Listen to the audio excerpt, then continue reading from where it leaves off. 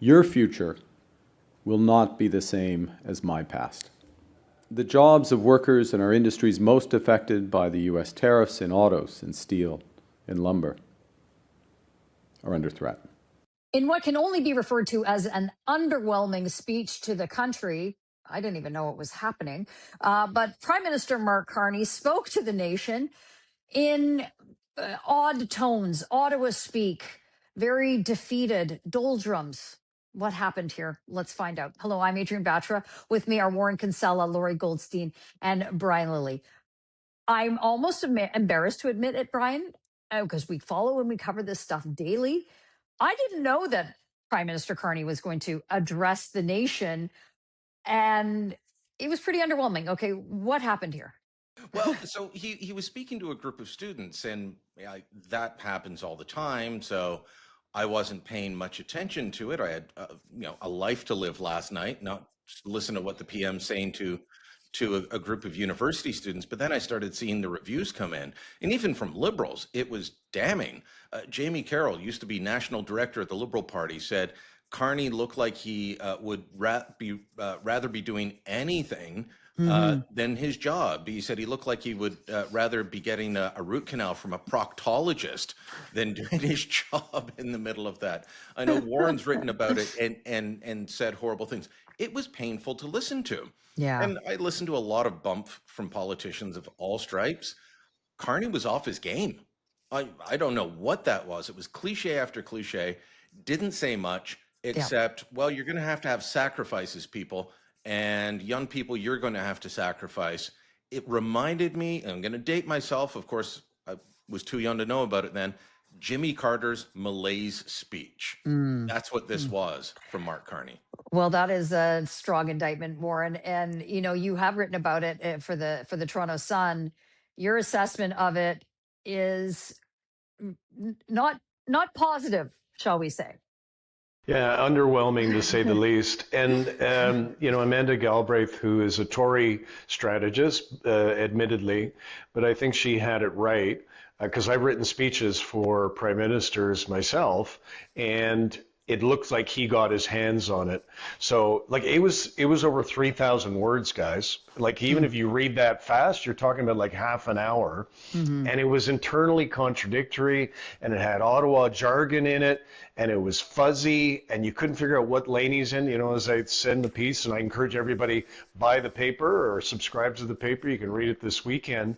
You couldn't figure out if he's for deficits or against them. That's right. If he's for workers or against them. You couldn't figure out where he's at. And my hint that he got his hands on it is he used the word catalyze, and we all know he loves the word catalyze, and he spelled it the British way with an S instead of a Z, which should make all the editors on the call horrified. And it really didn't work. And that's a problem for him, because this speech, they're billing it as a historic, this budget rather, they're billing it as a historic one. He needed to do the pre-communications on it better than he did. Lorrie, it's unclear, and why this matters is because this budget is coming up in a couple of weeks, and it'll be his first budget, and then he's going to be traveling again. He's leaving the country yet again on another trip. But why it matters is because the bill that we were sold during the election, we go back to it, elbows up. This is the Liberals are the only ones that can get a deal with Donald Trump. The Liberals are the only ones that can manage to get another trade plan in the works. But even if you look at a minor amount of substance in what he said, he talked about wanting to double Canada's trade with outside of the United States. That's not a big number, quite frankly, and over the next 10 years. It's pretty meek. But I'm wondering, what was he trying to accomplish from this? Regardless of what the Liberal spinsters and the PMO is trying to say, that's historic. There was doom and gloom. There was sacrifice. Is he trying to be austere? Is he trying to expand trade? I can't parse through it, Lorrie. To me, just as someone in the media, as opposed to someone who advises politicians, it's always good advice. If you're going to do that, if you're going to take up airtime, you got to have something to say. He didn't have anything to say. He said all this before, and frankly, during the election said it much better. Look, we're 7 months in to this government. It is finally going to deliver a budget on November 4th. Given the expectations he raised during the campaign, you would expect that at this point, we would have a clear way forward of what our trade relationship with the U.S. is going to be. Because frankly, that's the key. Yeah, we can double our trade in 10 years from exports to non-American markets. But the American market is so fundamental to our economy. We're seeing that now, right? 80% of our trade is with the United States. So you knock that down a little, so you get it down to what? It's over 75, so you get it down to 70. Okay, fine, good ideas. But the main issue is, how is his government handling our trading relationship with the U.S.? And to me, there's been nothing new. We've all remarked upon it. There was supposed to be a deadline in July for a trade deal. There was supposed to be a deadline on August 1st for a trade deal. Now we're hearing we might get sectoral deals in some areas of the economy, such as steel and aluminum, but not in 5-alarm fire autos, the auto sector or the lumber sector. We've also been told now, basically by the Prime Minister, who's been lowering expectations, that when we get to the negotiations, the big one on the Canada, US, Mexico trade deal next year, it's that not all those tariffs are going to be removed. So to me, that's the damper on our economy right now. It's not just the tariffs, it's the uncertainty, right? Recently, we announced, I think, that we were moving further counter tariffs on the Americans, which caused a lot of the industries here to go, what are you doing? Like, what are we getting for all these concessions? So to me, the upshot of the thing last night to me was that it was just irrelevant. It was irrelevant to the things Canadians care about. They want to know, when is this damper on our economy going to be? I mean, in other words, if the tariffs have to be higher, fine. But what we need is a deal. We need understanding. Like our industries need to plan for the future. So, to go to a university, tell young people times are going to be tough, I think most young people already know that.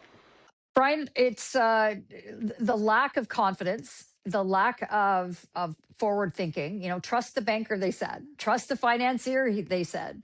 He knows how to fix an economy and knows the numbers and understands all this stuff. But I will honestly say, what we saw presented last night does not instill confidence. He looks rudderless and, I say, almost incompetent to the realities of what it means to run a government. Well, his message could have been summed up by just altering a well-worn Canadian political campaign slogan: "Liberal times are tough times." He could have summed it up as that. I've made this point to Warren. I don't know how many times when I've been on his podcast. I don't know how many times I've said it to others. I want him to do what he said. And what he said in the campaign was that we will think big, act bigger, move at speeds not seen in generations. If he does that, we succeed as a country. If he does not do that, we're just going to keep floundering. Lorrie's right. More than 75% of our trade is with the United States. That is bigger than our trade with the British Empire at the height of the British Empire. 1896, we sent 66% of our goods to the British Empire at a time when the sun never set on the British Empire. We're more reliant on the US for trade and defense now than we were with Britain back then. So yeah, we've got to fix it, but double it by 10 years? You know how we could double it real quick? If we started using the resources that we have, exporting them to Asia, exporting them to Europe. Quebec has a huge natural gas supply that they could be tapping into and sending as LNG to Europe to get them off Russian oil. We won't do that. Quebec won't allow it to happen. Mark Carney's not going to push it. We are tepid in the face of real problems, a real restructuring of the economy, and we continue to try and think that we can sloganeer our way out of it.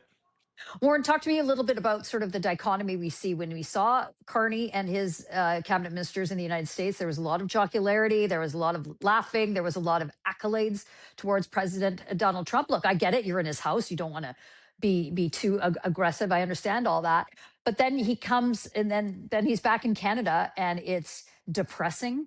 It's doldrums. It's an attempt at trying to put those elbows back up. Paint that for me. Well, you put your finger on the issue, and it's the question that a lot of people, a lot of reasonable people, including liberals, have got, which is, who is Mark Carney? Like, Right. which Mark Carney are we going to get now? There was the Mark Carney who was a shadow advisor to Justin Trudeau, who helped preside over an explosion in the national debt and deficit and a government that had lost its way. Or are we going to get the guy we saw during the election campaign, who, as Brian pointed out and as Lorrie pointed out, he was more compelling. He was much more direct. He was much more understandable. So right now, it looks like kind of a man who's deciding which lane he's going to be in. I think all of us know which lane he needs to be in. Government needs to be trimmed back. There needs to be a refocusing of the resources of government, because the threat we're facing is not just Donald Trump. The threat we're facing is not just tariffs. We're facing a global threat. He says it in the speech, we're in an increasingly dangerous world. We hear that a lot. Okay, well, then, Mark, what are you going to do about it? Yeah. And like in that 3,000-word speech, I am less certain about what he's going to do than I was when I started reading it. So who is Mark Carney? That's my question. Lori, last word to you. Bring this, sort of sum this all up for us. If any Canadian watching that, I don't know why they would be, quite frankly. Everyone's focused on the Blue Jays. But if you're scrolling through and you see this speech from the Prime Minister, again, dubbed by his team and the PMO as consequential, was it? Well, I would say on any statements by this government that are economic at the moment, look for the part that talks about our relationship with the United States. Because right now, that is what matters. And finally, very nice to say, sure, if we can double our trade with other countries in 10 years, that's great. But the Foreign Affairs Minister has just announced that we're going to have strategic partnerships with China. Like, wait a minute. Do you not understand what happened in this country with China over the past 2 or 3 years, when they kidnapped 2 of our citizens, when they are guilty not just in Canada but globally of industrial espionage, of intellectual property theft, of harassing? I mean, the whole China no, it wasn't just China; it was the Foreign Interference Inquiry. But these groups of Canadians of Chinese origin came to this committee and begged them to take seriously that Chinese agents operating in Canada are threatening them to do their bid. We still don't have, remember we were supposed to have a foreign lobbyist registry? Where's that? So, in other words, on any speech about the economy, what's it say about the United States? On anything about we're going to expand to other markets, which markets and why? Well, Canada, Prime Minister Mark Carney's address to the nation didn't instill a lot of confidence. Well, let us know what you think in the comments below. Like this video and subscribe to our YouTube channel, and go to the TorontoSun.com. You'll find commentary and coverage there you will not find anywhere else.